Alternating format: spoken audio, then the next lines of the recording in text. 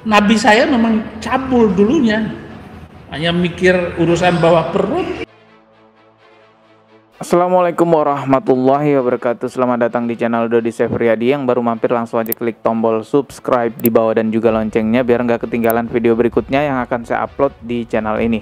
Nah teman-teman, kali ini ada lagi sebuah informasi yang akan saya bagikan kepada teman-teman semua, masih terkait mengenai Pak Saifuddin Ibrahim yang kini sudah ditetapkan menjadi tersangka. Agar lebih jelas dan lebih lengkap lagi beritanya, saya mengutip sebuah berita yang akan saya bacakan ini ya, dari suara.id. Ini ada sebuah berita dengan judul "Kasus minta hapus 300 ayat Al-Quran, Pendeta Saifuddin resmi ditetapkan tersangka". Oke, coba kita baca ya, tersangkanya sebagai apa ini ya.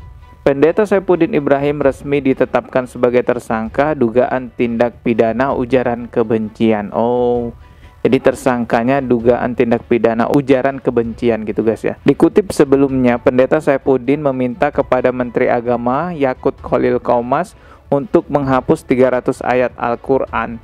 Saat ini yang bersangkutan sudah ditetapkan sebagai tersangka oleh penyidik di Tipit Cyber, kata Kadif Humas Polri Irjen Pol Dedi Prasetyo dikutip dari Antara Rabu tanggal 30 bulan 3 tahun 2022.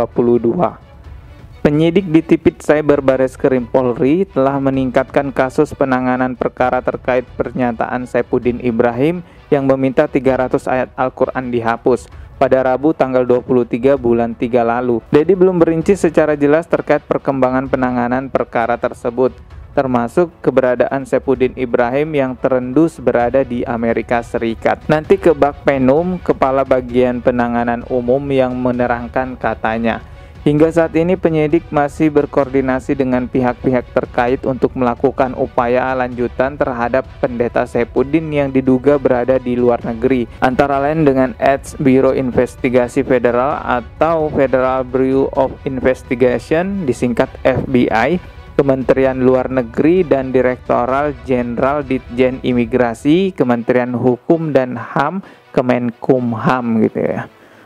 Wah, banyak kerjasamanya ya. Kebakpenum Divisi Humas Polri Kombes Pol Gatot Repli Handoko menyebutkan ada 3 laporan yang diterima terkait Saifuddin Ibrahim. Salah satunya dari seorang bernama Rieke Vera Rotinsulu Jumat tanggal 18 bulan 3 tahun 2022, serta dari Gerakan Nasional Pengawal Fatwa Ulama atau disingkat GNPF Selasa tanggal 22 bulan 3. Pelapor menduga Saifuddin melanggar pasal 45A ayat 2 Jo, pasal 28 ayat 2 Undang-Undang Nomor 19 Tahun 2016 tentang Perbuatan atas Undang-Undang 11 Tahun 2008 tentang Informasi dan Transaksi Elektronik ITE, dan atau pasal 156 KUHP dan atau pasal 156A KUHP dan atau pasal 14 ayat 1 ayat 2 dan atau pasal 15 Undang-Undang Nomor 1 Tahun 1946 tentang Peraturan Hukum Pidana. Wah, banyak ya, seperti yang saya udah bacakan juga sebelumnya ya, pasal-pasalnya banyak gitu. Sebelumnya Menko Polhukam Mahfud MD meminta Polri menyelidiki tayangan video seorang pria bernama Saifuddin Ibrahim yang meminta Menak Yakut Khalil Qomas menghapus 300 ayat Al-Quran karena menimbulkan kegaduhan. Lanjut ke lembar kedua.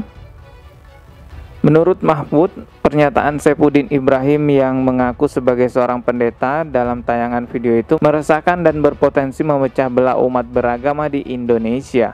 Dalam tayangan video, Saifuddin meminta Menteri Agama hapus 300 ayat dalam Al-Quran yang dicetak di Indonesia.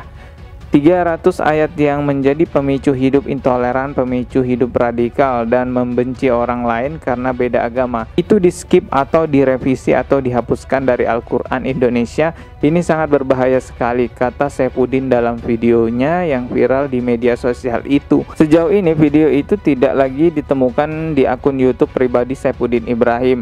Namun rekaman video itu telah tersebar di berbagai media sosial seperti Twitter dan akun YouTube.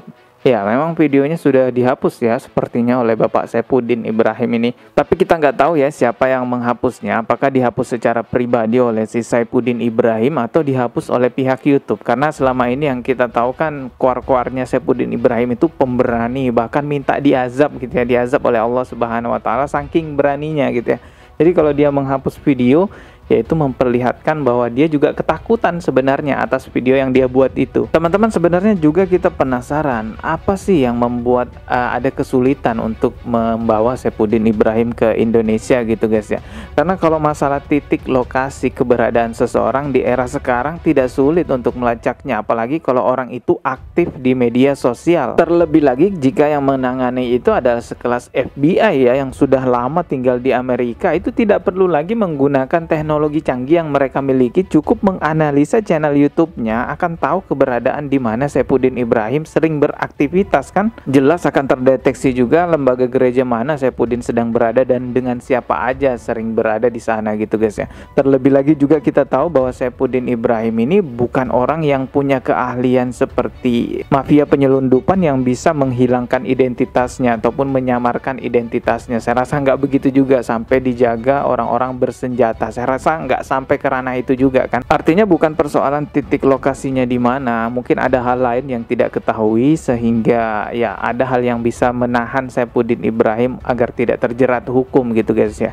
Kalau ada yang bilang mungkin hak suaka yang dia punya yang melindungi dia, ya saya juga tidak tahu apakah hak suaka bisa sekuat itu juga ya menahan Saifuddin agar tidak terkena hukuman yang harusnya yang dia alami gitu ya, harusnya yang dia tanggung jawabi. Karena seperti yang kita ketahui juga ya, Joseph Paul Zhang mengaku berlindung di balik hak suaka yang dia punya setelah kejadian yang begitu hebatnya penistaan yang dia lakukan terhadap agama Islam. Sampai sekarang aman-aman aja, bahkan sampai sekarang masih menistakan agama Islam.